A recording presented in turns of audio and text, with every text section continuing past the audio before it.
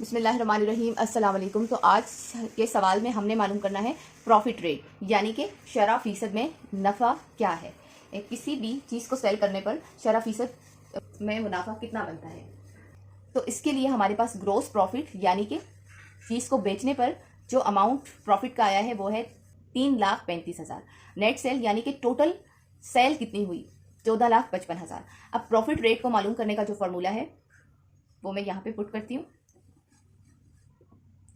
Profit rate को मालूम करने के लिए जो नफ़े का अमाउंट है यानी कि ग्रोस प्रॉफिट है उसको हम डिवाइड करेंगे नेट सेल से यानी कि असल फ़रोख्त से और मल्टीप्लाई करेंगे 100 से।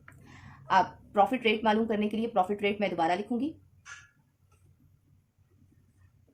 और फॉर्मूले के अकॉर्डिंग ग्रोस प्रॉफिट की जगह जो ग्रोस प्रॉफिट का अमाउंट है वो लिख रही हूँ 3,35,000 और डिवाइडेड बाय नेट सेल क्या है 14,55,000 मल्टीप्लाई करेंगे 100 से।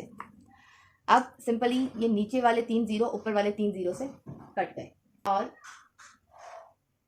हम अगर इनको आपस में डिवाइड करना चाहें 5 6 30 एंड 5 7 35, ठीक है। और यहाँ इसको डिवाइड करें तो 5 2 10, 5 9 45 एंड 5 1 5।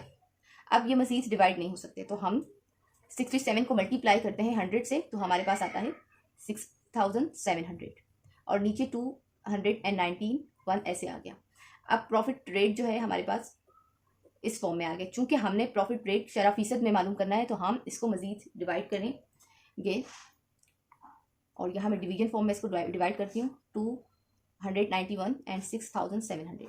291 का टेबल अगर हम 2 तक पढ़ें 291 2 1 2 2 9 18 एंड 2 2 4 में 1 प्लस किया तो हो गया 5। तो हमारे पास आता है 582।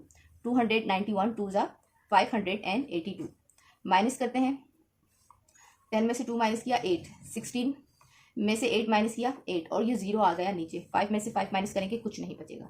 अब 291 का टेबल हम 3 तक पढ़ते हैं 3 1 3 एंड 3 9 27, 3 2 6 में 2 प्लस किया तो 8। इस तरह हमारे पास आ गया 873। 291 3 873 माइनस करते हैं तो हमारे पास बचता है 7 और पॉइंट लगा के अगर हम मज़ीद इसको आगे बढ़ाते जाएंगे तो ये बढ़ता जाएगा लेकिन ये स्टॉप नहीं होगा क्योंकि ये नॉन टर्मिनेटिंग डेसिमल है। तो हमारा प्रॉफिट रेट इस तरीके से आ गया, यहीं पर स्टॉप करते हुए 23% एंड समथिंग। अगर पॉइंट लगा के हम 0 बढ़ाते तो आगे बढ़ता जाता।